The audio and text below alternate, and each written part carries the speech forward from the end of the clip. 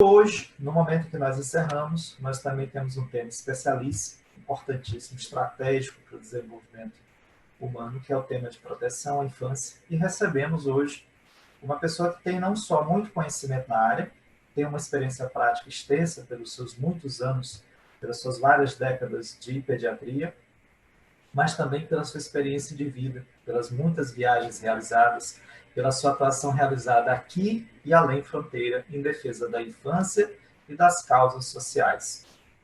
Então é um momento muito especial, Yuri, posto para a gente iniciar o término da nossa jornada na nossa pauta de direitos humanos em tempos de pandemia. Exatamente, mas estamos concluindo aí com chave de ouro, no meu entendimento, com o tema e com um convidado bem especial que já agora vai concluir a sua apresentação. Bom, Daniel Becker é pediatra, palestrante, escritor, mestre em saúde pública pela Fiocruz, com larga experiência internacional, incluindo consultorias em empresas, fundações Unicef e OMS. Foi o primeiro brasileiro a trabalhar pelo Médicos Sem Fronteiras, trabalhou por anos em saúde em comunidades populares, foi um dos criadores do Saúde da Família, é docente em saúde coletiva pela UFRJ e palestrante em diversos temas ligados à saúde, à proteção da infância, às causas sociais. A Dr. Daniel Becker, em nome de toda a equipe do Novos Caminhos, nós somos 9 alunas e 5 professores. A Universidade Estadual do Maranhão aplaude e agradece sua presença aqui hoje em nossa live. Muito obrigado pela sua presença. Muito obrigado pelo convite de estar aqui com vocês. É um prazer falar com professores universitários que trabalham com direitos humanos, né, nesse momento tão importante, nesse momento tão desafiador que a gente está vivendo.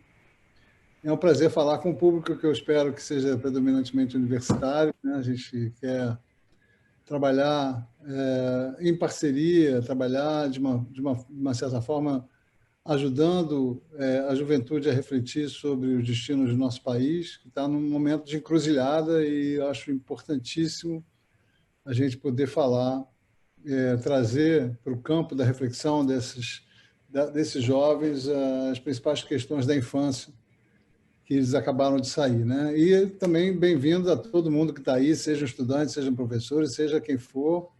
É um prazer estar aqui com vocês e, de novo, obrigado por esse convite tão bacana. A ideia, Daniel, é que a gente faça uma conversa bem à vontade, bem tranquila, enfim, né?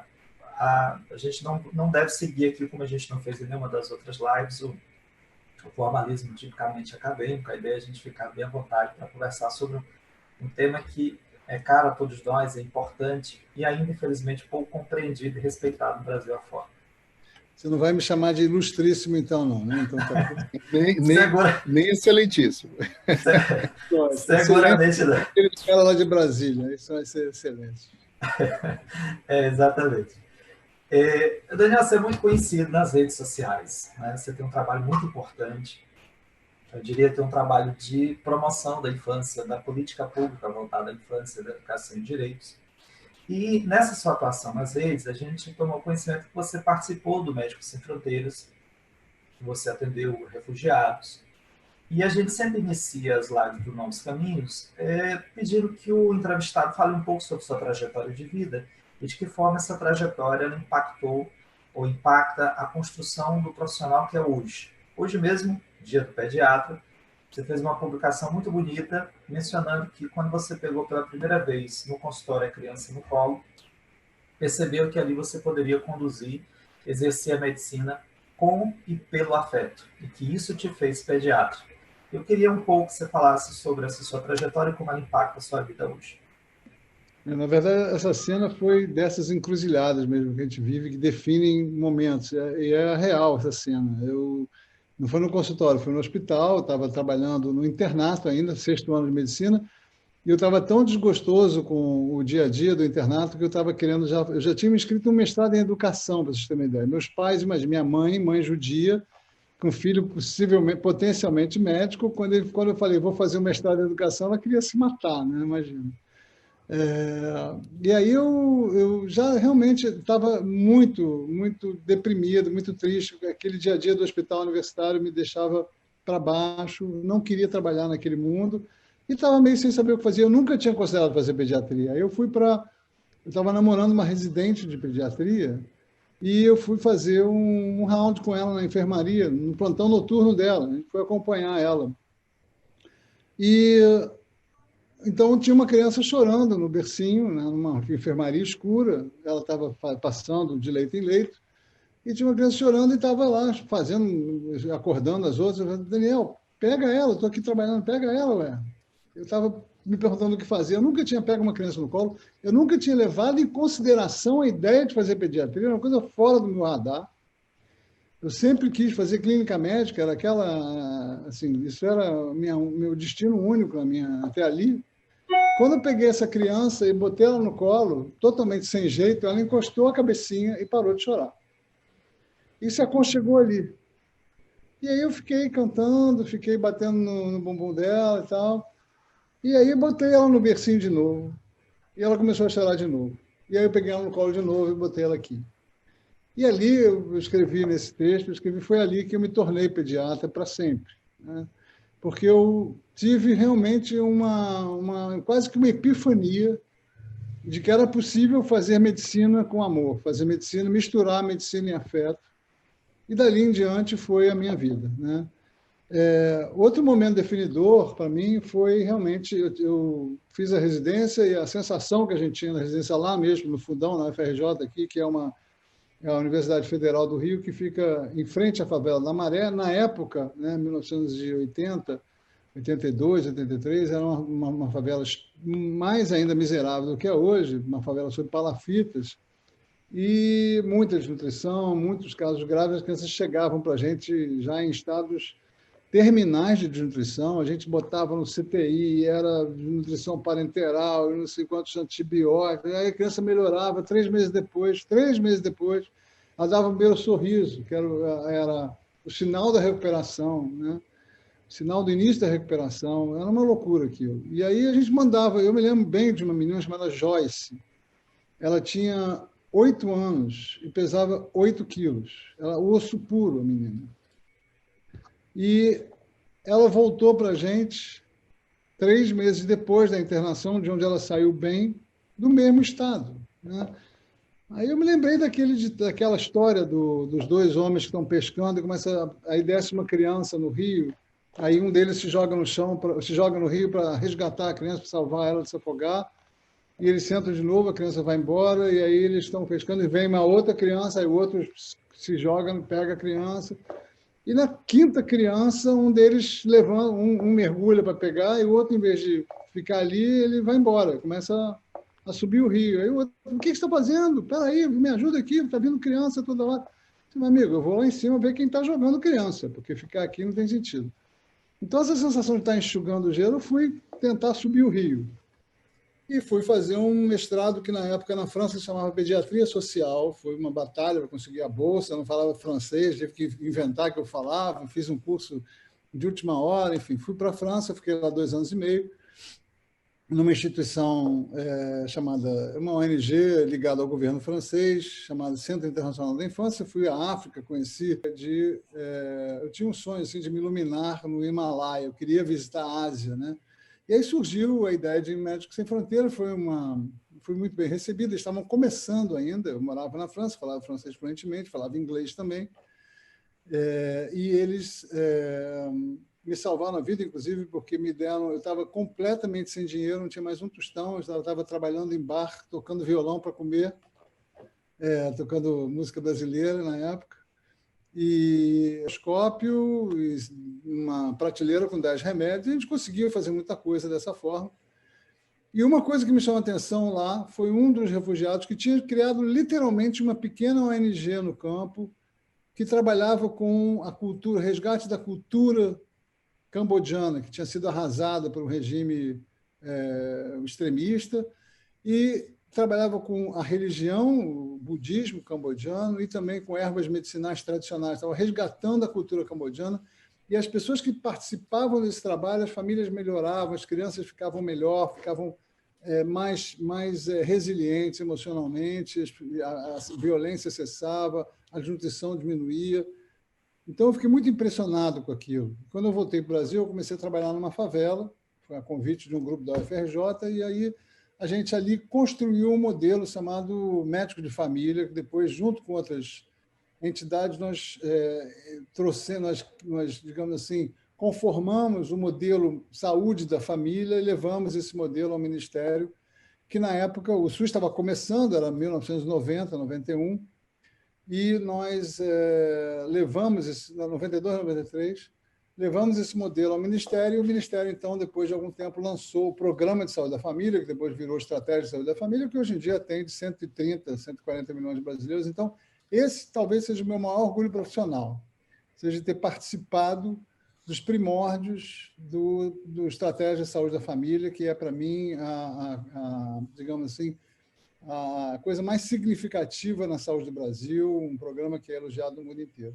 E dali eu participei também, eu comecei a trabalhar nessa mesma ONG que a gente trabalhava nas favelas, a gente começou a fazer uma coisa chamada promoção da saúde, que é entender dentro das comunidades, perdão, aquilo que favorece a saúde, promove os fatores que promovem a saúde, não prevenção, não só vacinas e remédios, mas trabalhar com os fatores que promovem a saúde. Logo em seguida, a gente foi trabalhar na área de prevenção do HIV. O HIV, na época, estava migrando dos grupos de risco tradicionais, homossexuais e drogas, usuários de drogas, para a pobreza. E aí nós criamos um programa territorial de prevenção do HIV, que tinha muito a ver com essa ideia de promoção da saúde, com essa ideia de favorecer, de fortalecer as comunidades, de trazer melhor desenvolvimento, de trazer autoestima, de trazer a prevenção com celebração, de forma positiva. E isso deu muito certo, a gente começou a aparecer no cenário também nacional, internacional, enfim. Foram 25, 30 anos trabalhando em favelas com os mais diversos programas, juventude, mulheres, HIV, promoção da saúde. E, nos últimos anos, eu tive que me afastar da ONG, que continua muito fazendo um excelente trabalho, chama Centro de Promoção da Saúde, CEDAPS, na sigla. Quem quiser conhecer, o site é CEDAPS, CEDAPS, um trabalho maravilhoso, de fortalecimento, né, de liderança comunitária. Nós temos uma rede chama Rede de Comunidades Saudáveis, onde tem 160 lideranças, grupos de lideranças comunitárias trabalhando juntos, pelos direitos, pela saúde. E dali eu comecei, então, a trabalhar com as redes sociais. A partir de 2007, 2008, comecei a trabalhar com as redes sociais, comecei a escrever e toda a minha escrita e o meu trabalho de consultório também, que eu comecei a me dedicar mais ao consultório, que começou a ficar muito ocupado, foi baseado nessa experiência, né? Digamos assim, na mesclagem de todos esses elementos que vieram a me influenciar. Também, claro, uma participação no serviço público. Fui coordenador do primeiro Saúde da Família no Rio de Janeiro, fiz um mestrado na Fiocruz, nessa área de promoção da saúde, enfim. Com tudo isso, eu criei essa ideia de pediatria integral, que foi muito bem recebida nas redes. Muito bom saber que a tua trajetória, em boa medida, além de ter uma experiência acumulada muito relevante, se confunde com o próprio processo de estruturação aí do nosso sistema de saúde. Sistema de saúde tão importante no atual contexto, como a gente sabe. Agora, Daniel, Oi, fica à vontade. É o que dá ser velho. A gente se confunde com a história. É muita juventude acumulada, né? Exatamente. Tempo de janela, como se fala. Né? Daniel, tocando um pouco mais especificamente no tema da nossa conversa aqui. A gente sabe que os indicadores relacionados à infância no nosso país não são dos melhores, seja no que diz respeito à violência contra a criança ou à ausência de políticas públicas específicas. A gente tem uma legislação que, de uma forma ou de outra, avançou nas últimas décadas em torno da proteção à criança, mas, ao mesmo tempo, a gente tem um debate público ainda pouco desenvolvido sobre esse tema, o que pode demonstrar, inclusive, uma falta de compreensão da relevância da infância. E aí eu lhe pergunto, qual a relevância da infância para a humanidade e, em específico, qual a importância da infância para o desenvolvimento humano? A infância representa a continuidade da espécie, representa a nossa maior criação, aquilo que que nos faz mais próximos do que a gente chama de sagrado ou de divino, né? Nós recriamos a vida através dos nossos filhos e a gente se investe da necessidade de cuidar das crianças com muita força, né? A grande maioria de nós. Só que o cuidar das crianças, aquele velho ditado, é preciso uma aldeia para criar um filho, para criar uma criança, né? Um ditado africano, ele é profundamente verdadeiro, na medida em que, para você cuidar da infância, você precisa de toda uma sociedade. Não basta a mãe, que muitas vezes é abandonada sozinha nessa tarefa, é um cenário muito comum no Brasil, 5,5 milhões de crianças sem pai, sem o nome do pai na certidão, 20 milhões, de 15 a 20 milhões de mães solo, né? Isso aí os cálculos variam, mas deve ser nessa faixa. Mulheres que foram deixadas sozinhas pelos seus parceiros. Enfim, é preciso todo o interesse da sociedade. E nós conseguimos contemplar tudo isso no Estatuto da Criança e do Adolescente, que está fazendo exatamente 30 anos agora, a partir da Constituição de 88, e no SUS também, né, com programas de atenção à saúde da criança que tiveram um salto de qualidade nos últimos anos, né? Teve, há 3 anos atrás, mais ou menos, o Ministério da Saúde completou um trabalho muito criterioso, chamado Programa de Saúde, de Atenção Integral à Saúde da Criança, o PAISC, que me parece não foi exatamente colocado em prática pelas mudanças políticas, eu não estou acompanhando bem esse tema, mas, enfim, nós temos, como você falou muito bem, mecanismos legais bastante eficazes para proteção da infância, para a promoção da saúde da criança.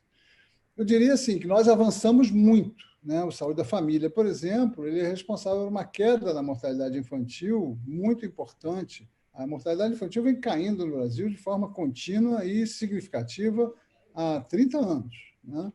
Então, isso é muito importante, muito significativo e denota realmente um avanço da sociedade no que se refere à infância.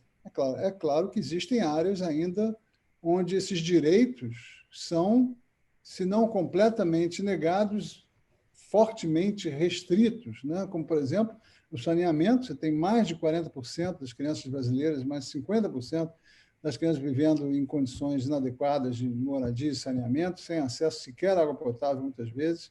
Você tem crianças que não vivem com segurança alimentar, que fazem sua única refeição, ou sua principal refeição, a única que tem a consistência na escola, né? Isso, aliás, preocupa profundamente nesse cenário onde a escola parou, né? Você tem crianças privadas da justiça ambiental, que digamos assim, é um direito fundamental que a gente às vezes esquece, da criança poder dispor de um parque, de uma praça, onde ela possa brincar, onde ela possa exercer a atividade ao ar livre, né? Onde ela possa se expandir e viver a essência da sua infância, que é brincar na natureza. Você tem crianças destituídas da educação, que é um grande problema no nosso país. A gente tem um programa de escolas, um programa de educação fundamental que cobre uma boa parte da população, acima de, acho que 95%, mas que tem falhas muito graves de gestão, de qualidade, de desvalorização do professor, de professores pouco qualificados porque são pouco treinados, porque têm pouca motivação, de abandono de equipamentos escolares abandonados, completamente destituídos, sem um mínimo de condições de funcionamento, superlotados, com problemas de higiene, problemas de comida, né? A gente está vendo os professores questionando agora como é que eles vão reabrir a escola se nem sequer sabonete tinha, água corrente em muitas escolas. Enfim, em muitas áreas você tem ainda problemas graves. E, claro, na saúde também, a coisa não está totalmente resolvida, ela está melhor encaminhada do que estava antes, é claro. E a gente sabe, por outro lado, respondendo a tua pergunta, que o investimento na primeira infância ele não é apenas um direito da criança, o direito da criança de ser prioridade, está na Constituição, a criança é prioridade absoluta, né? Ela deve ser protegida, ela tem a Declaração Universal do Direito da Criança coloca o direito dela de ser protegida, de ser cuidada, A gente tem hoje, digamos, comprovações científicas de vários campos, dos campos das ciências econômicas, sociais, da saúde pública, de que o investimento na primeira infância ele é capaz de reduzir a desigualdade como muito poucos outros investimentos são capazes. Talvez seja, de acordo com o prêmio Nobel, o James Heckman, prêmio Nobel de Economia, ele demonstra, né, que o investimento na primeira infância é o que tem melhor retorno em termos de rendimento social. Então, você investir na primeira infância, você faz o que ele chama de pré-distribuição de renda. Você evita, você vai ter tantas características positivas sendo promovidas, cognitivas, emocionais, sociais, empregabilidade, alfabetização, enfim, saúde física, né? Redução das doenças, tanto que você tem um aumento da competência, um aumento da qualificação, um aumento da saúde, que vai evitar os gastos lá na frente relacionados com transferência de renda para os mais pobres, programas de alfabetização, prisões, doenças, enfim, violência. Tudo isso seria reduzido se a gente estivesse investindo de forma realmente prioritária na primeira infância. Há sinais de vida nessa área, tá? Existe já tem algum tempo, nós temos algumas ONGs muito legais trabalhando com primeira infância e que estão influenciando a sociedade, influenciando inclusive o governo.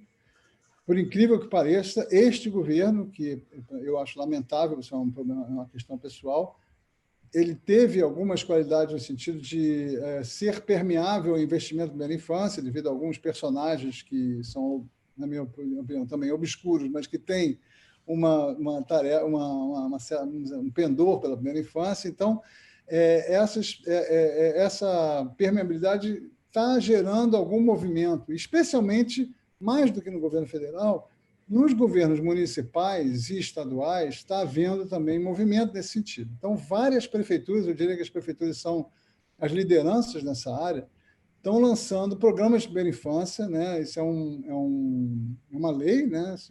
Os planos de primeira infância, e tem alguns que são muito interessantes. Eu conheci, por exemplo, de Campinas, de São Paulo, de Recife, que é espetacular, Manaus, Rio Branco, enfim, muita coisa bacana acontecendo. Por exemplo, a gente sabe que investimento na primeira infância ele deve ser interdisciplinar, integrado, né? Então, por exemplo, o estímulo à amamentação é um programa integrado, porque a amamentação talvez fosse o único investimento a ser escolhido, deveria ser o do estímulo à amamentação, porque ela é tão ampla, os benefícios são tão amplos, que aumenta o vínculo, porque melhora a saúde, melhora a imunidade, melhora a inteligência do bebê, enfim, tem toda uma série, reduz os gastos da família, economiza dinheiro para fazer outros gastos, né?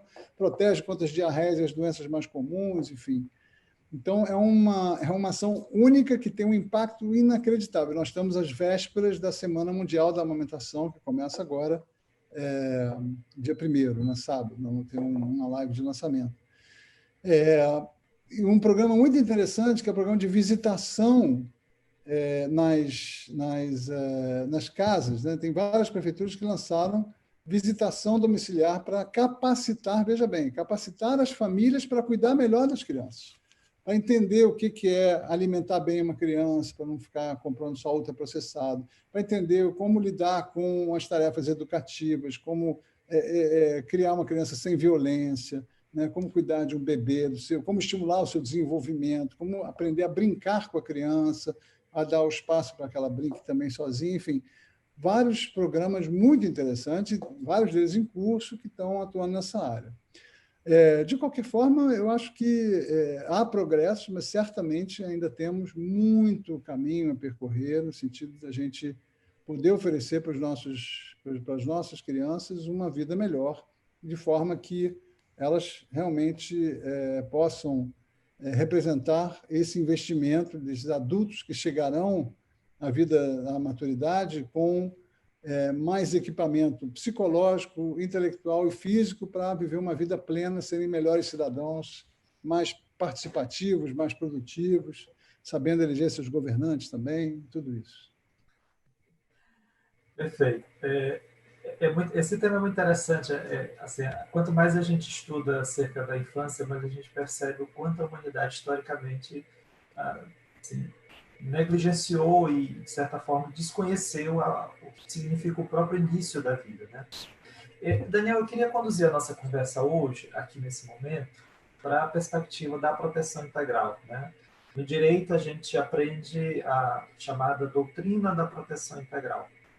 Embora no direito, isso a gente vai comentar um pouco mais abaixo na nossa live, um pouco mais à frente, a infância ela não tem um espaço de destaque como outros ramos têm, né, como outros setores. Infelizmente, ela ainda é muito localizada para uma disciplina eletiva colocada ao final do curso, chamada de ECA, como se a gente pudesse reduzir a infância a uma lei, né? E o ECA com as limitações que ele tem, embora ele seja um diploma normativo muito avançado, né? O Mas tem ECA ainda limites.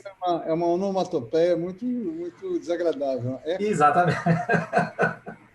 Ainda tem esse aspecto. Ainda tem esse aspecto. Pois é. Muito bem. E, assim, se a gente observa, por exemplo, o seu trabalho que você faz nas redes sociais, você propõe uma pediatria integral. O que significa isso, pediatria integral? é simplesmente, digamos, do ponto de vista do médico, aquilo que seria a nossa tarefa com um olhar mais abrangente, né? E, na verdade, esse nome é só um nome que eu escolhi e que eu acho que foi muito bem recebido pelas pessoas, mas que, na verdade, ele é exercido por vários pediatras que atuam dessa maneira. Infelizmente, se tem poucos médicos hoje que têm uma visão que transcende o individual, transcende o trabalho com a criança, com a família ali do consultório, do ambulatório. Eu tenho esse olhar para a infância porque eu sou sanitarista e eu sou um ativista da infância, mas não são todos, claro. Ninguém tem obrigação de seguir esse modelo. Esse é um modelo que eu criei para mim e que me fez muito feliz. Mas a pediatria integral ela envolve isso, ela envolve um olhar mais abrangente para a criança, quer dizer, um olhar que transcende o simples foco no curativo, no tratamento das doenças, na cura dos problemas, na remediação dos problemas, que muitas vezes é feito com medicamentos. Isso geralmente leva a um excesso de medicalização, que é um problema grave hoje, não só na infância, na sociedade em geral. Ele tem um olhar para, exatamente vindo de onde eu venho, para promover a saúde da criança. Para isso, eu preciso olhar para essa criança de uma forma mais ampla. Eu preciso olhar para ela na sua família, no seu contexto familiar, no seu contexto social, na sua classe econômica, no seu contexto urbano, que cidade ela vive, em que bairro ela vive, quais são as condições de habitação e de entorno dela, o padrão de consumo que ela tem de alimentos e enfim, padrão de consumo em geral, no padrão cultural, né, na linguagem que eu vou utilizar para trabalhar com essa família, na empatia que eu vou ter que ter com as diferenças que essa família tem.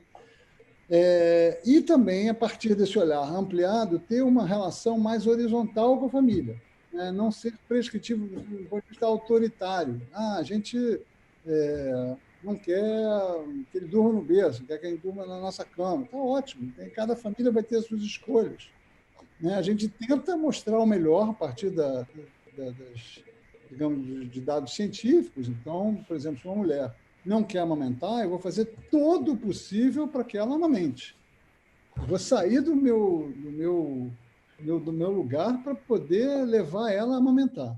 Mas, enfim, em última instância, é um direito dela não amamentar. Vai ser lamentável para ela, para a criança, mas, enfim, eu tenho que ter uma relação horizontal e justamente participativa, onde a família traga e a criança também participe. A gente ouve a criança, né? A gente trabalha a autonomia da criança também de uma forma bastante importante. E no tratamento, quer dizer, a gente sempre tem esse olhar para o futuro, né? Para promover bons hábitos, promover os fatores que vão trazê-la para ser mais saudável, e sempre também colocando, digamos, um caráter coletivo nessa pediatria. Então, mostrando que, por exemplo, através do brincar e da natureza, a gente também não só está beneficiando a criança, mas está beneficiando a cidade, porque a gente está ocupando o espaço público, humanizando o espaço público, para dar um exemplo. E Em relação ao tratamento das doenças, a gente incluir dos problemas, né?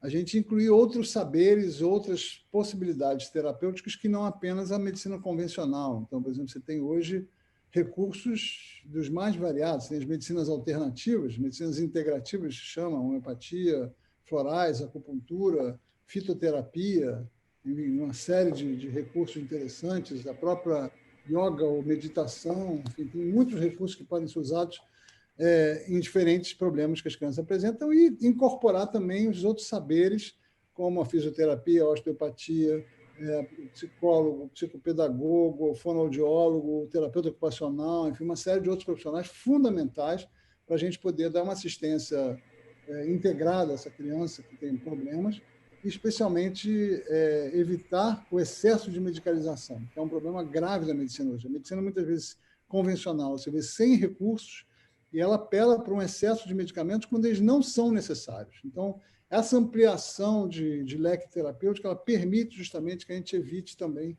o excesso de medicalização. Isso seria a pediatria integral, assim, em resumo. Daniel, falando um pouco sobre esse contexto atual da pandemia, tá? Ele trouxe várias consequências. Uma delas é o próprio chamado isolamento social, que fez, por um lado, talvez as crianças, pelo menos algumas delas, terem um contato com os pais, com o núcleo mais próximo, né?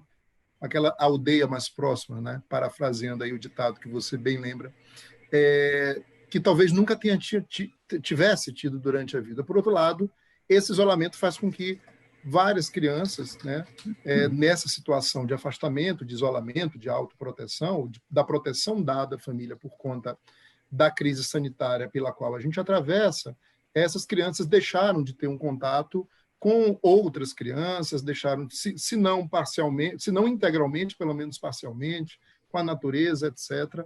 Como é que você, como pediatra, Daniel, avalia o impacto que esse contexto de pandemia está trazendo para as crianças e qual a extensão, ou que extensão teria esse impacto? É uma pergunta muito importante, né? Porque nós vivemos uma situação absolutamente anômala, né? nesse ano de 2020. Eu gosto muito de um meme que todo mundo conhece, aquele filme Back to the Future, né? De Volta ao Futuro. Tem aquele professor que inventa o carro, que vai para o futuro, vai para o passado, enfim. E esse meme, ele diz para o menino lá, fulano, DeLorean. sobretudo, hein? Do DeLorean, o carro. DeLorean é o carro. O menino, como é que chama o menino? Matthew Broderick, né? Fulano, sobretudo, não pare em 2020. Acho que ele é o Martin. É o Martin, exatamente, o Martin. Nunca pare em 2020. Nós estamos em 2020, estamos vivendo esse momento Estava certo.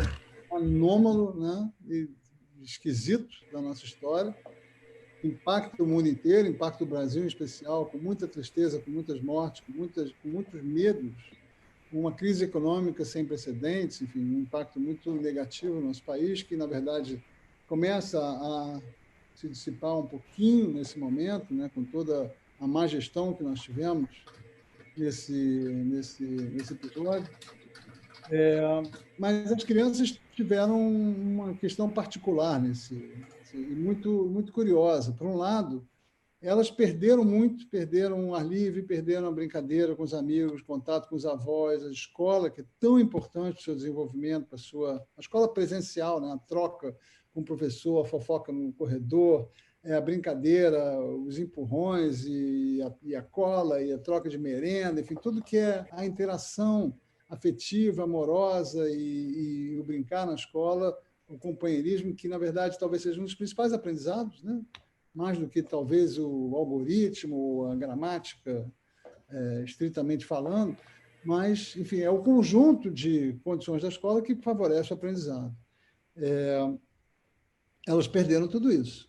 E ganharam, por outro lado, algo inédito, que foi a convivência com os pais. Nós estávamos vivendo uma realidade onde a maioria das crianças, de qualquer classe social, estava convivendo pouquíssimo com os pais. Os pais saem de manhã, deixam a criança na escola, na creche, voltam de noite, e se for mais pobre, vai morar mais longe, vai voltar mais tarde. E aí quem fica ali é a vizinha, ou a tia, ou alguém que possa dar uma olhada nas crianças, mas eles ficavam bastante sozinhos, e os pequenos mais ainda.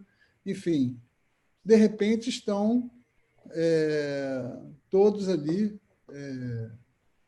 juntos, convivendo, adquirindo uma intimidade sem precedentes. Isso foi muito bom. Essa convivência ainda estava pior, porque essas crianças estavam sofrendo com a interferência do telefone celular. Tem um fenômeno novo na parentalidade, chamado parentalidade distraída, que é uma interferência do celular no convívio. O pouco convívio que os pais estavam tendo com as crianças, ainda tinha o celular atrapalhando, distraindo, e ele, ao invés de olhar para o seu filho, estava olhando para o telefone. Isso é uma coisa muito séria. E, de repente, isso mudou. É refeição junto, é brincadeira na sala, é pula-pula e dançar rock, e contar história de noite, conviver 24 horas. Isso, por um lado, foi muito bom, e, por outro lado, também isso estimulou o desenvolvimento. Eu tenho visto isso, crianças que começaram a falar loucamente, que estavam atrasadas na fala, começaram a falar loucamente, crianças que avançaram muito no seu desenvolvimento. E, por outro lado, também, ao longo do tempo, com o tempo passando, com o estresse dos pais acumulando, com os medos da perda econômica, da doença, de perder um ente querido, com o medo de sair de casa, com o medo do desemprego, com a tensão de cuidar de filho, de casa, de live, né? Live louça, live roupa, live chão, live tudo. E com todo esse acúmulo de tarefas, e mais o home office, e mais a educação das crianças no computador para quem tinha, né? Para quem era de escola privada, isso também é outro problema gravíssimo, né? Aumentou a desigualdade na educação, aumentou a desigualdade de forma geral. Na educação, você tem uma escola pública que parou completamente e uma escola privada que avançou. Algumas avançaram muito, inclusive, né? Então, esse gap aumentou mais ainda. Isso é gravíssimo no nosso contexto social. Enfim, com tudo isso, os pais também se estressaram, ficaram sobrecarregados.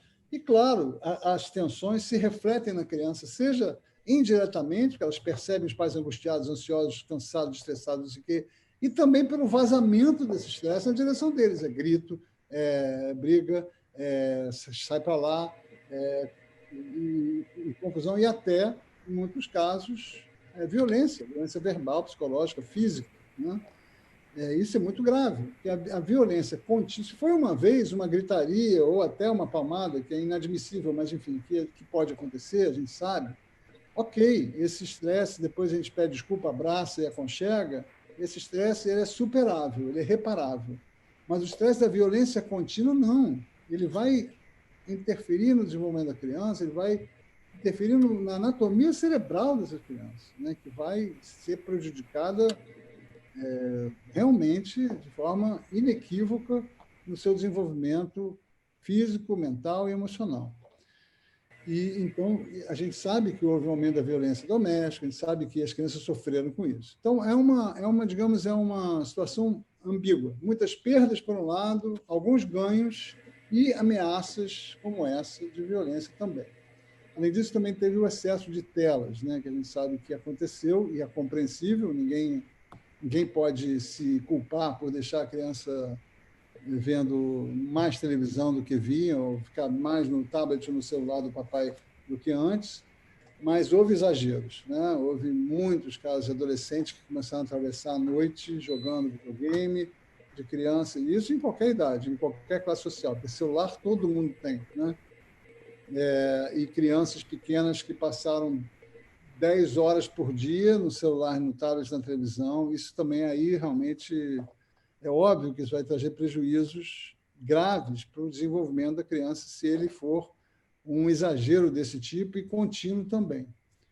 E muitas outras questões. As crianças elas deram sinais desses sintomas, algumas que avançaram no seu desenvolvimento, que ficaram ótimos, e outras que regrediram, que ficaram mais grudentas. São sinais comportamentais dessas angústias, desses medos de absorver toda essa energia negativa que elas percebem em casa e no mundo, na sociedade.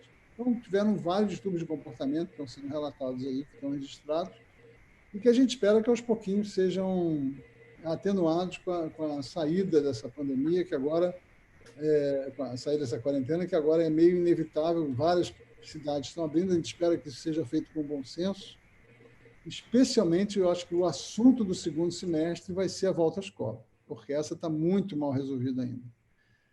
É um sem número de fatores que torna qualquer cenário ruim. Voltando particular, não voltando particular, voltando ao público, não voltando ao público, é tudo ruim. Não há saída boa. Então, nós temos que encontrar as melhores formas, aquelas que vão reduzir danos, né? Que vão reduzir danos, porque e tá uma brigalhada danada, né? As pessoas, quando fala-se disso, imediatamente começa aquela velha polarização brasileira, né? Um contra o outro, é o Fla-Flu. Fla-Flu é uma coisa carioca, aí seria o quê? Rivalidade de Maranhão, o quê? São Luís versus... Sampaio e Moto. Sampaio e Moto. O Sampaio é melhor, sempre vê. Sampaio e Moto. Moto Clube. Moto Clube, me lembro disso. O Moto E não falando precisa ser lembrado, não. Falando de Maranhão, Daniel, hoje, inclusive, o governo do Estado, pelo secretário de Educação, exatamente anunciou que, ao contrário do que havia sido previsto, as aulas não retornarão na rede pública estadual em agosto. E isso teve um impacto imediato, né, porque estava causando um estresse muito grande para aqueles que dependem, enquanto alunos, obviamente, né, com seus filhos na rede pública, mas também dos professores, de todo mundo envolvido. Então, é como você falou, a gente tem um desafio nesse segundo semestre aí, que é como administrar ao mesmo tempo a necessidade de dar uma continuidade nos estudos e, ao mesmo tempo, de diminuir essa tensão que está muito grande, né? E olha que o Maranhão, diferentemente do que você relata, e particularmente a gente concorda, da má gestão no âmbito federal, o Maranhão ele conseguiu, com as suas limitações, mas pelo menos traçar uma diretriz um pouco mais adequada e responsável com relação à pandemia. Não tenho dúvida que tu tem acompanhado isso e realmente é digno de nota a forma como o governo maranhense vem conduzindo a administração dessa pandemia e de todas as questões relativas a ela. Está de parabéns. E assim, no caso do Maranhão, como é também Pernambuco, Ceará, em que há uma quantidade grande de escolas com tempo integral, isso tem um impacto na vida das famílias muito grande, né? Porque são daí 2 a 3 refeições diárias que as crianças tinham na escola, né? Em todos os sentidos que o Daniel já colocou, tanto no aspecto nutricional para essas crianças, como do ponto de vista econômico para as famílias. Porque, de repente, essas famílias se veem na incumbência de ter que custear. Pelas normas, e as defensorias têm atuado, o Ministério Público também tem atuado, a merenda escolar deve ser mantida, né? O fornecimento deve ser mantido, mas entre o que está previsto e o que acontece, vai sempre uma distância enorme e, na prática, muita gente fica com fome, né? Efetivamente, as famílias têm que custear isso. Essa realidade que complica. Há um plano de você voltar a distribuir merenda escolar sem que a escola esteja aberta? Tem normas hoje.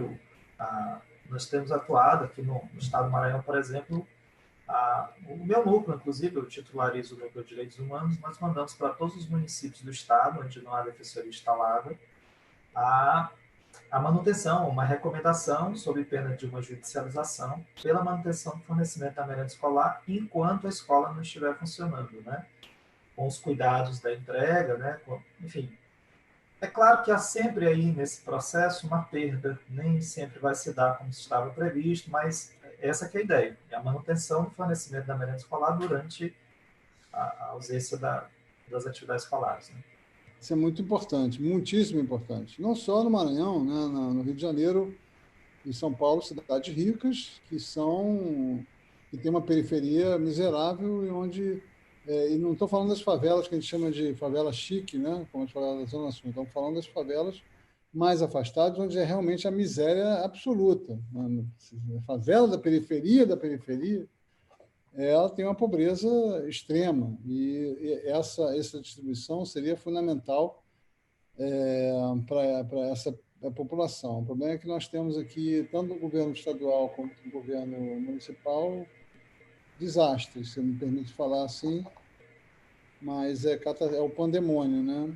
O Rio de Janeiro é pandemônio nos 3 níveis, mais a pandemia fica difícil realmente. Eu espero que que a gente possa copiar essa iniciativa. Não sei se está sendo feito, que eu saiba, não foi feito no semestre.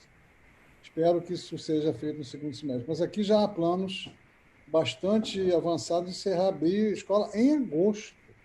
eu acho uma temeridade. Seguramente. Daniel, eu queria... muitos temas interessantes, importantes, já surgiram aqui na nossa conversa. Você já mencionou a importância do meio ambiente para a interação humana, da questão do convívio, do afeto. E, sem sombra de dúvidas, com essa presença das crianças em casa, elas estão no ambiente dos pais, elas assistem o jornal, embora elas não sentem para assistir, de certa forma essa notícia chega, a reação dos pais, tudo isso impacta. Há um cenário que se avizinha, um cenário trágico, difícil, um cenário doloroso, nós já ultrapassamos aí 80 mil mortos, e há uma crise econômica em curso, enfim, há uma ameaça cotidiana de ditadura. Então, tem muitas coisas ocorrendo, variáveis incontroláveis aí, que ocorrem simultaneamente. Isso gera um desgaste muito grande para as famílias. Isso pode repercutir perfeitamente nas crianças. E eu lembro aqui que, em A Vida é Bela, Benigni chamava a atenção sobre a possibilidade de a gente não levar para as crianças o peso que nós adultos conseguimos carregar. Como é que a gente poderia tornar esse momento menos doloroso, menos difícil para as crianças? O que é possível fazer para que esse momento seja mais leve para elas? A Vida Bela é um filme belíssimo, né? Acho que é uma boa lembrança que vocês trouxeram, mas ele é ficção, né? A gente não seria possível disfarçar uma situação como a de um campo de concentração, do Holocausto, para uma criança que já tivesse consciência, né? No nosso caso, a gente tem uma possibilidade maior, não de fazer com que ela ignore a realidade, porque eu acho que isso não é bom. A criança deve participar da realidade sempre e plenamente, mas plenamente na sua condição de criança. Então, ela tem uma capacidade limitada de entendimento e ela também tem uma capacidade limitada de lidar com a angústia e o sofrimento. A gente deve proteger ela desses elementos, dessas dimensões da pandemia. E a gente pode fazer isso de forma a usar aquilo que é a grande linguagem da criança, que é a linguagem da brincadeira e da fantasia, da imaginação, da criatividade. Então, isso pode até trazer benefícios para ela, de uma certa forma. Então, assim, primeiro é lembrar que é muito difícil a gente conter as nossas próprias emoções se a gente está muito afetado. Se você está deprimido porque você perdeu o emprego, se você está com medo de não ter dinheiro para pagar o boleto que está vencendo, se você tem medo de não conseguir sustentar a sua família, essa angústia vai vir. Não tem que esconder isso de uma criança.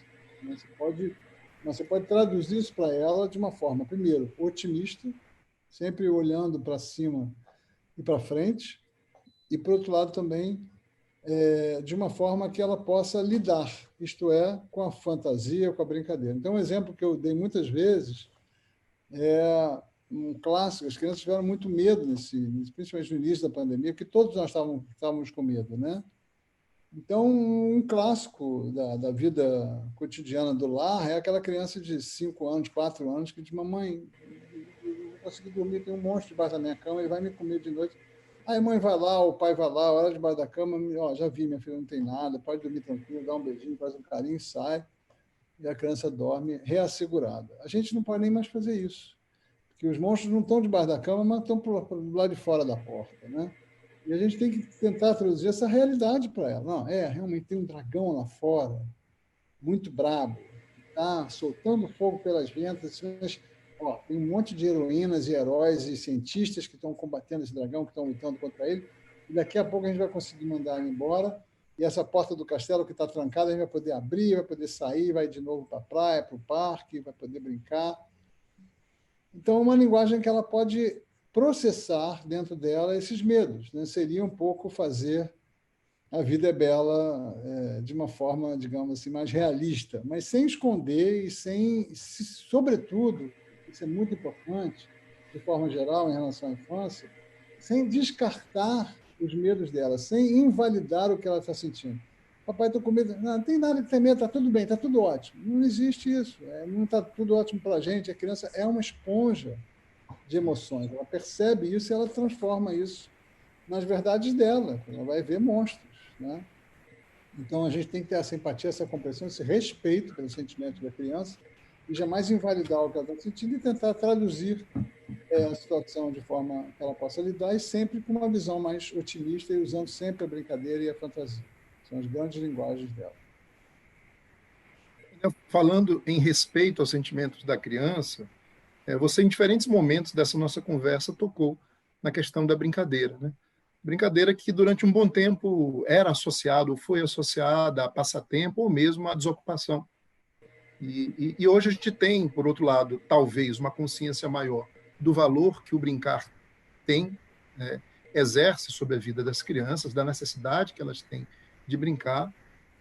Embora nós tenhamos os desafios peculiares do nosso contexto, a gente tem, por vezes, uma rotina escolar extremamente grande que sufoca, né, uma possível rotina também do brincar. A gente tem, por outro lado, um padrão de brincadeira muito mais mediado por tecnologias, né, um padrão que talvez influencie mais o distanciamento ou um tipo de brincadeira virtual. Eu lembro, né, que na sua página profissional você destaca e convida as crianças a redescobrir, ou na verdade a descobrir as atuais gerações de crianças, brinquedos que eram muito mais comuns antes, como a pipa, o peão, né, a bola de gude. Claro que você praticamente convida-os, claro que num contexto de normalidade, a gente não está falando aqui especificamente do isolamento social, mas você a todo tempo convida as crianças para ir para a rua, né, para interagir com os demais nesse sentido, tá? Qual a relevância do brincar? Qual a relevância da brincadeira para as crianças, para o desenvolvimento humano das crianças, Daniel? E como lidar, né, com o ato de brincadeira num momento tão marcado por essa tecnologia que parece que distancia mais as crianças e que estabelece uma mediação que, por vezes, talvez enfraqueça uma espontaneidade do brincar? Eu diria que esse é meu principal ativismo, digamos, motivo de ativismo, essa é a minha principal bandeira, não só o brincar, mas o brincar livre e o brincar ao ar livre, na natureza, na cidade, na ocupação desse espaço. Eu acho que isso é um gesto político, inclusive, como eu falei antes, e que tem uma consequência positiva para toda a cidade, para toda a sociedade.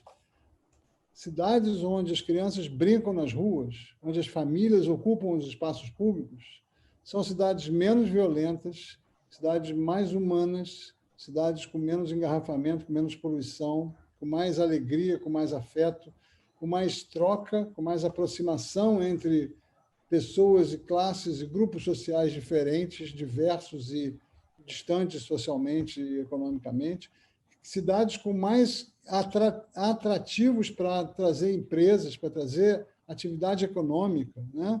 Que empresa que não vai querer ir para uma cidade que é pronta e humana e pronta para as famílias, onde os filhos de executivos podem brincar tanto quanto crianças que moram numa favela, né? Então, isso é uma utopia de cidade, e ela vai vir através dessa ocupação, que é a promoção do brincar e da ocupação do espaço público. O brincar, a natureza, veja bem, o ar livre, ele é o lugar de essência da criança, da infância, é o lugar de essência. E o brincar é a atividade de essência da criança, né? Quando você pensa numa criança feliz, fecha os olhos, imagina uma criança feliz, você vai ver ela brincando na praça, você não vai ver ela num tablet, nem fazendo dever de casa, nem fazendo aula de violino. Você vai ver ela brincando, correndo, subindo um barranco, pulando um tronco de árvore, se pendurando numa árvore, balançando no balancinho da praça. Isso é uma coisa muito humana, muito nossa. A gente sabe da importância, está na nossa matriz. A natureza está dentro da gente, a gente é parte da matriz da natureza, né? Se chama biofilia. A natureza em si, só o estar fora de casa, estar ao ar livre, estar num ambiente natural, não estar entre quatro paredes, já traz enormes benefícios para a criança. E isso tem muitos estudos científicos que vão nessa direção. Tem um movimento mundial de retorno da criança à natureza, chama Child and Nature Network, a rede Criança e Natureza. Aqui no Brasil, eu participo de um programa no Instituto Alana, sou pioneiro dessa ideia há muitos anos. O Instituto Alana, que é uma excelente organização que trabalha com direitos da criança, tem um programa chamado Criança e Natureza, do qual eu sou parceiro, e a gente, cientificamente, é muito bem estabelecido a importância da natureza para a vida da criança, como ela melhora todas as características positivas da infância, a memória, o aprendizado, a saúde física, a saúde cognitiva, digamos assim, emocional, tudo melhora na criança. A natureza é usada para combater os principais males da infância, a obesidade, o sedentarismo, os problemas osteoarticulares, a insônia, enfim, todos os grandes problemas que a infância vive hoje, a hiperatividade, os problemas escolares, se você bota a criança na natureza, ela melhora. E os benefícios são inúmeros. A natureza não tem tomada, então você afasta a criança um pouquinho da tela e pensa que é o caso típico, né? Não quero ficar jogando videogame, não quero ir para a praça. Não, você arrasta a criança para a praça, tá bom, filho, depois você, na volta você joga. Quando ela chegar na praça, ela vai ser feliz, ela vai esquecer a tela, né, durante um tempo. Então, essa alternância de atividade, respondendo uma pergunta que foi feita anteriormente, é muito importante a gente conseguir alternar o brincar, na verdade, para essa pergunta, né? Alternar o brincar na tela, ok, né? Contanto que a gente possa também fazer uma curadoria de conteúdo, poder oferecer para essa criança bom conteúdo na tela, porque tem coisa boa na internet, não tem só lixo, mas o lixo é o primeiro que aparece, né? É para onde ela vai normalmente, naturalmente ela vai parar no lixo. Mas tem coisa boa se a gente for um curador, a gente orientar essa criança como a gente orienta ela em qualquer outro aspecto da vida dela. Mas alternar isso com brincar em casa, brincar com peão, brincar com brinquedos de montar, com brinquedos musicais, com bonequinhos, com bichinhos, fazendinha e plantinhas também, ajudá-la nas tarefas de casa, enfim, atividades que podem ser sempre brincadeira em casa, e, ao mesmo tempo, também levá-la para fora. Isso ficou muito restrito nessa pandemia, está começando, eu estou recomendando já oficialmente para as famílias que elas saiam de casa, mantendo o distanciamento, usando máscaras, todo o protocolo de cuidados, mas que saiam sim de casa, porque ninguém consegue manter 4 meses de quarentena. Não dá. E é possível, e a gente sabe também que a grande vantagem disso é que o ar livre ele reduz muito os riscos de contaminação com Covid ou qualquer outra virose. A gente pega muito mais em lugar fechado, né? Então, o ar livre é um lugar, sim, a ser frequentado, com todos os cuidados e tal, mas sim, já está na hora da gente sair. E o brincar, o livre brincar, quer dizer, aquela criança que reduz o seu tempo de treinamento. A gente tem essa mania também. Eu estive no Piauí, aí, vizinho de vocês, há algum tempo atrás, e tinha lá um movimento contra as escolas, um grupo de escolas, parece que a melhor nota do Enem é em Teresina, né?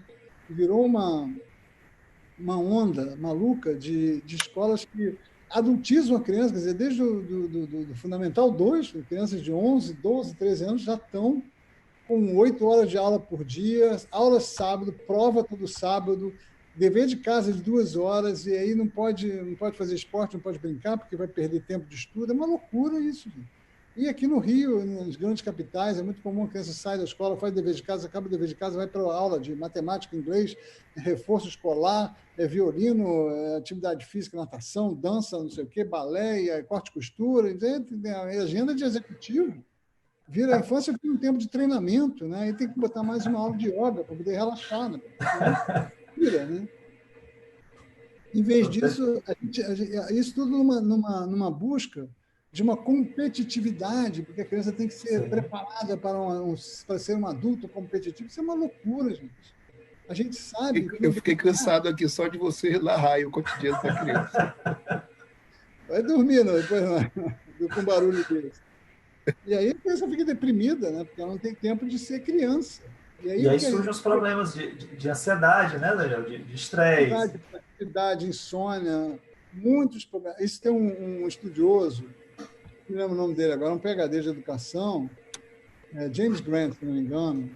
Ele fez um estudo onde ele correlaciona o declínio do brincar ao longo do século XX, a partir de 1950, pós-guerra, o brincar começou a diminuir cada vez mais, e o aumento dos problemas de saúde mental na infância. Né? Uma curva, sim, perfeitamente cruzada. Claro que não é uma associação, não pode provar causalidade, mas as condições de vida da criança são, hoje em dia, muito opressivas. Fica trancado em casa. Antes da pandemia, as crianças já tinham em torno de 1 hora de ar livre por dia. Os presidiários têm 2. Nós já estamos trancafiando essas crianças em casa, porque a cidade é violenta, porque os pais não têm tempo de levar, porque não tem quem cuide e tal. Então, a criança ficava trancada ou em quatro paredes, ou em casa ou na escola. Então, o brincar é a atividade de essência. O brincar, ele traz exatamente todas as qualidades. Além de fazer a criança feliz, ele traz exatamente as qualidades que os pais querem que a criança desenvolva, que são aquelas que o mercado hoje em dia está pedindo. Então, o mercado não quer crianças que tenham conteúdo, informação, porque essa informação está aqui, não tem nenhuma informação que não esteja aqui praticamente, né? É claro que elas podem adquirir habilidades cognitivas, e não vou dizer que a educação é inútil, pelo contrário, claro que é importantíssimo, mas ela tem que ser acoplada à liberdade de brincar, porque é lá que ela vai aprender a ser curiosa, a ser corajosa, a explorar, a entender o mundo melhor pelo brincar, a desenvolver a criatividade e a imaginação, que são elementos fundamentais que nos diferenciam dos robôs que vão dominar o mercado de muitos empregos aí, a colaborar, a trabalhar em equipe, a negociar. Lidar com erro. A lidar com o erro, a lidar com o fracasso, a lidar com a negociação e, enfim, a se comunicar melhor. Olha quantas habilidades que a criança aprende pelo brincar, brincando sozinha e brincando também em conjunto com outras crianças. Então, essa é a bandeira. E isso tudo, né, quando é trazido com uma dimensão coletiva, você tem essa reconquista da cidade para a dimensão humana, né, para essa humanização da cidade, para o encontro, para o afeto, para a tolerância, para a diversidade, para a redução das desigualdades, para o espaço público é fundamental para a qualidade de vida numa cidade, né? Várias cidades planejam o seu urbanismo a partir do ponto de vista do brincar e da criança também. Que conversa agradável, viu, Yuri? Que conversa agradável. Daniel, eu queria só pedir aqui um breve parênteses. Eu sei que nós já estamos infelizmente, passa muito rápido, nós já estamos chegando ao limite do que nós havíamos combinado com o Dr. Daniel. Eu queria só contar aqui, porque eu acho que tem muita pertinência com o que a gente está conversando. Eu tive a felicidade, Daniel, de viver significativa parte da minha infância e da adolescência na periferia de São Luís, aqui na capital. E eu me lembro que, claro, o nosso espaço de convivência preferido era a rua, né? Era na rua que a gente sobrevivia, que a gente fazia nossas coisas, e ali a gente desenvolvia muitas atividades, né? A amarelinha, que aqui no Maranhão a gente chama cancão, a peteca, que aí no sul vocês chamam de sul e sudeste de bola de gude, as mais diversas brincadeiras, e a preferida, claro, elas que envolviam bola, né? O futebol, o vôlei. E eu me lembro perfeitamente que isso gerava na vizinhança um impacto muito grande, porque a vizinhança não compreendia que ali a gente estava exercendo o direito fundamental ao brincar. Então, quando essa bola batia no portão, quebrava uma telha, e tinha que quebrar mesmo, não tinha como. Por que isso? Porque as nossas cidades não foram construídas pensando no desenvolvimento humano de nossas crianças. Exatamente. E nós éramos taxados de vagabundo. Olha a noção. Os vagabundos estão jogando na rua, né? Eles não têm o que fazer, meu Deus. Só o que a gente tinha ali era o que fazer. O que não nos faltava era ócio. Né? Então, era a perspectiva oposta. A gente falava antigamente que o ócio era a oficina do diabo, né? Isso é um ditado comum no Brasil. Eu diria que o ócio é a oficina da criatividade, a oficina do desenvolvimento, né? Porque se uma criança fala, não estou entediado, você fala, se vira, ela vai jogar bola, vai pegar os bonecos, vai fazer um Lego, vai fazer um desenho, vai ler. Mas se você dá um celular para ela, você matou a criatividade dela naquela hora, né? Acabou. Ela vai ficar passiva, o cérebro dela passivo, mortinho lá, só consumindo conteúdo que outras pessoas inventaram, geralmente conteúdo ruim. Daniel, exatamente. Mais uma pergunta. Podemos? Mais uma? Tá. Daniel, a gente sempre gosta de trazer nossas conversas aqui nas lives para a perspectiva do papel da universidade.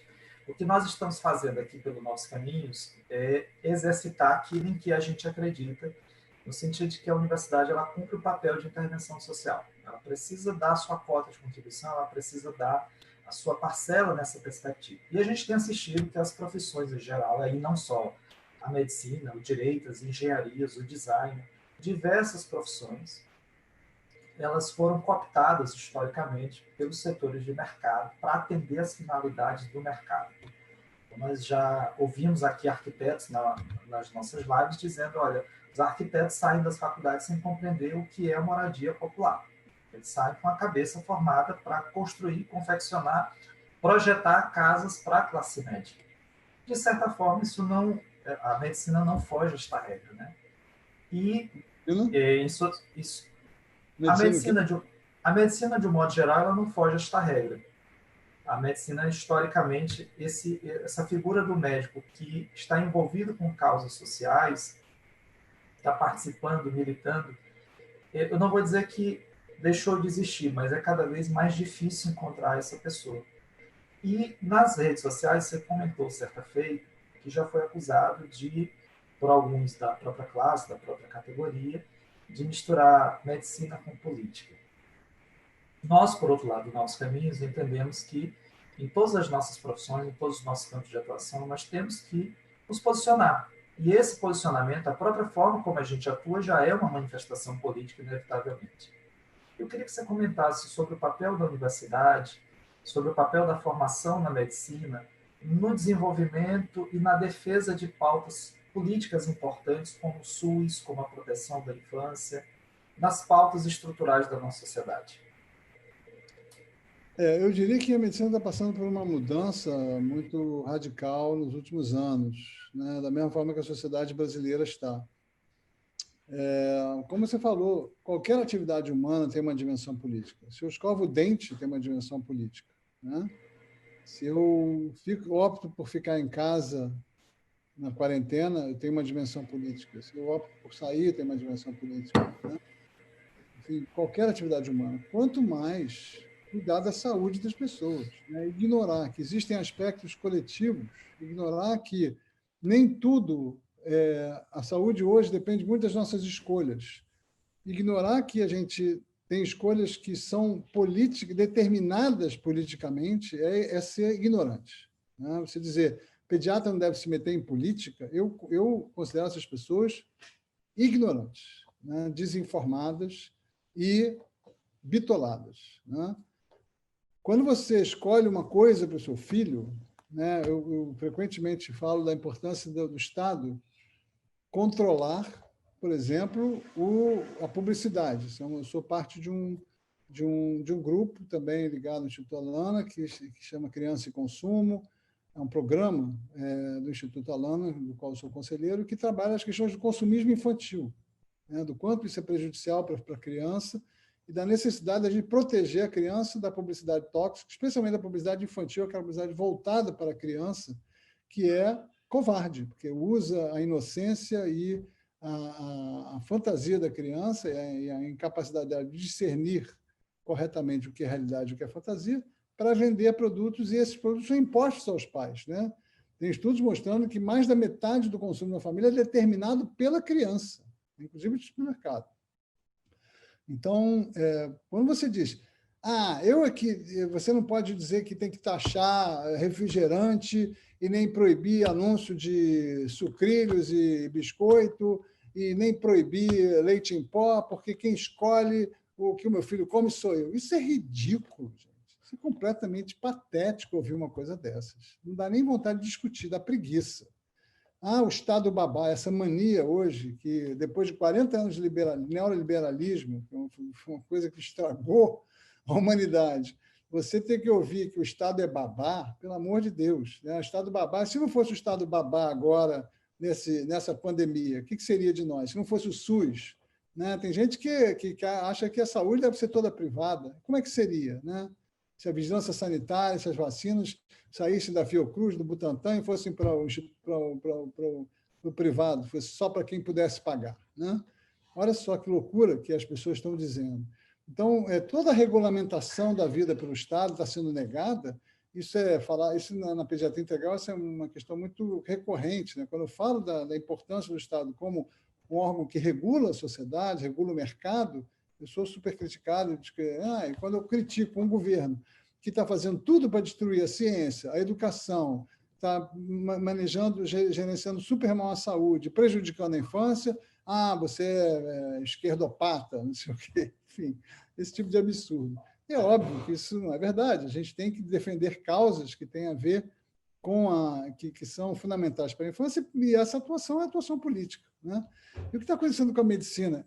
A gente veio da construção do SUS, que tem 40 anos, 40, né? 88 mais 30, 18, 30 anos de SUS, onde você tem uma geração que se chama o movimento sanitário, de pessoas extremamente potentes na transformação desse país, né, que foram heróis na criação de um sistema de saúde público universal, onde a medicina ela tinha uma preocupação forte com os direitos e com o coletivo, né, muitos sanitaristas muito respeitados, muito conhecidos especialmente, e o médico, em geral, era um médico mais, digamos, humanista, de uma certa forma, né? E a gente tem evoluído, especialmente nos últimos anos, para um radicalismo, uma radicalização do conservadorismo da classe médica, que, inclusive, se afastou de outras profissões da saúde, através de questões como o ato médico, que tenta trazer procedimentos exclusivos ao médico, coisas que eu acho que são super exageradas. Claro que tem algumas questões que são importantes, mas eu não posso concordar com essa questão como um todo. A gente tem uma classe que hoje elege corporações que entraram nesse jogo da propaganda política, do anti-esquerdismo, e que favoreceu essa polarização e que chegou à eleição de um grupo de extrema-direita radical, violento, odiento e completamente inadequado para a condução de uma nação ao poder, e o establishment participou diretamente disso. Nós temos a corporação médica hoje completamente aderida a esse tipo de posicionamento político. Isso é lamentável. Eu diria que os médicos, digamos, mais progressistas, hoje em dia são minoria, mas é claro que eles existem, e eu espero que a gente possa voltar a ocupar esse espaço quando houver mais lucidez, né? Mas é uma classe essencialmente conservadora, uma classe que prima pelo individualismo, pela manutenção dos seus privilégios. E, claro, também existem muitas pessoas, mesmo estas que são mais conservadoras, que são excelentes médicos, humanistas maravilhosos. Não estou negando de forma nenhuma as qualidades individuais, mas, de uma forma como classe, nós tivemos, na minha opinião, a minha visão, é claro, um atraso gigantesco, né, e que se digamos, cristalizou numa cena dramática, onde a gente viu no Ceará os médicos cubanos sendo vaiados quando estavam chegando para atender nos rincões onde justamente aquelas pessoas não estavam querendo ir, né? Enfim, coisas muito lamentáveis e que hoje, enfim, me envergonham pessoalmente, muitas dessas atitudes, muitas dessas crenças.